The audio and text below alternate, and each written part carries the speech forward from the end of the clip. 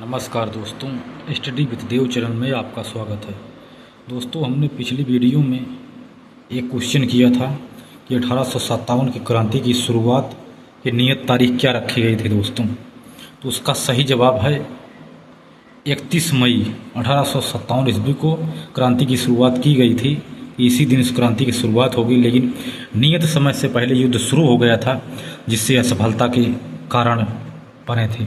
यदि एक ही साथ युद्ध होता तो उसका कुछ नतीजा अलग निकलता दोस्तों।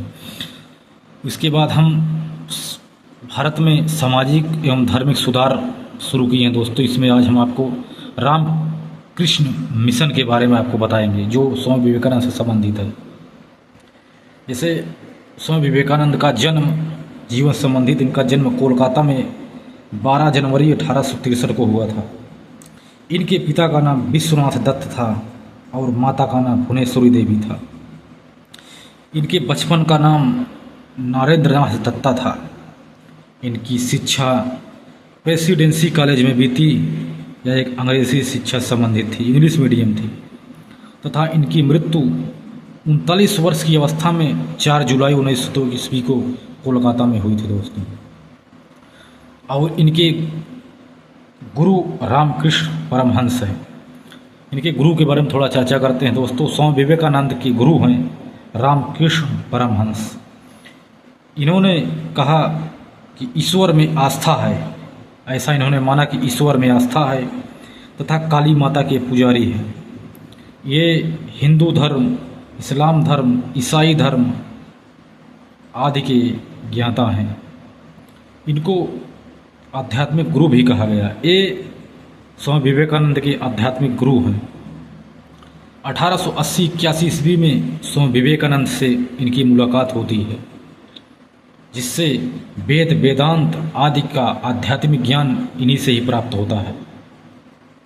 इन्होंने बताया कि मानव पूजा ही सबसे बड़ा धर्म है। रामकृष्ण परमहंस ने बताया कि मानव पूजा सबसे बड़ा धर्म है। मूर्ति पूजा के समर्थक थे। और रामकृष्ण परमहंस का जन्म 1836 में हुआ था और 1886 में इनकी मृत्यु हो गई थी।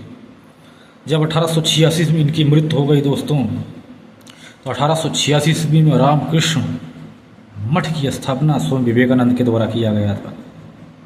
और स्वामी विवेकानंद ने पूरे भारत का भ्रमण किया और गुरु की शिक्षा का प्रचार प्रसार करते रहे।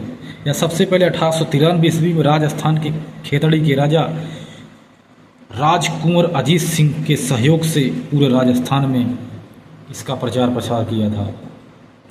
उसके बाद स्वामी विवेकानंद ने शिकागो यूएसए में विश्व धर्म सम्मेलन में भाग लिया और ये हिंदू धर्म के प्रतिनिधि के रूप में भाग लेते हैं।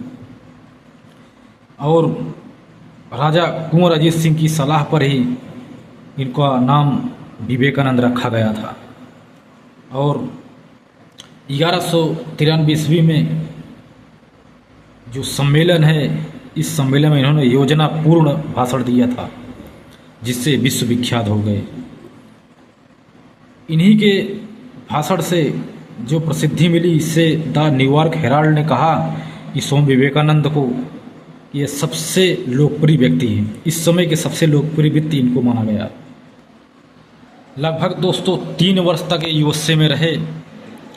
3 वर्ष तक यूएसए में रहे लगभग। उसके बाद 1896 ईस्वी में न्यूयॉर्क में वेदांत सोसाइटी की स्थापना किया और कैलिफोर्निया में शांति आश्रम की स्थापना की, तथा 1857 ईस्वी में भारत वापस आ गए थे। और जब वापस आए तो 1 मई 1897 ईस्वी को रामकृष्ण मिशन की स्थापना कोलकाता में की थी दोस्तों। तथा ये इम्पोर्टेंट है दोस्तों, 1 मई 1897 ईस्वी इसकी तारीख है रामकृष्ण मिशन की स्थापना की। इसके 2 मुख्यालय बनाए गए। पहला मुख्यालय बेल्लूर बनाया गया और दूसरा मुख्यालय अल्मोड़ा में मायावती स्थान है, इसको बनाया गया। आइए दोस्तों, थोड़ा इनकी विचारधारा पर प्रकाश डालते हैं दोस्तों कि ये वेदांत विचारधारा से प्रभावित रहे बहुत ज़्यादा विवेकानंद, और ये बौद्ध दर्शन का प्रभाव इनके ऊपर बहुत था। ये बौद्ध दर्शन इनके ऊपर ज़्यादा प्रभावी था।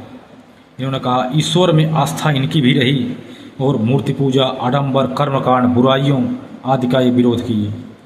सामाजिक कुरीतियों का भी विरोध किए। जैसे सभी धर्म को सार्वभौमिक धर्म मानते थे, सभी धर्म को एक समान मानते थे। दोस्तों, इन्होंने कहा कि सामाजिक एक रूपता लाई जाए और मानव सेवा को सबसे बड़ा धर्म ये भी माने। आध्यात्मिक विचारधारा इनकी अंग्रेजी शिक्षा आदि ये समर्थन करते थे। दोस्तों, इनकी पुस्तकें हैं मैं समाजवादी हूँ। इन्होंने कहा सवर्ण अपने पद सुविधा का त्याग करें और निम्न वर्ग के साथ मिलकर रहें। इनकी पत्रिकाएं हैं प्रबुद्ध भारत और उद्बोधन। प्रबुद्ध भारत जो पत्रिका है स्वामी विवेकानंद की, अंग्रेजी की है।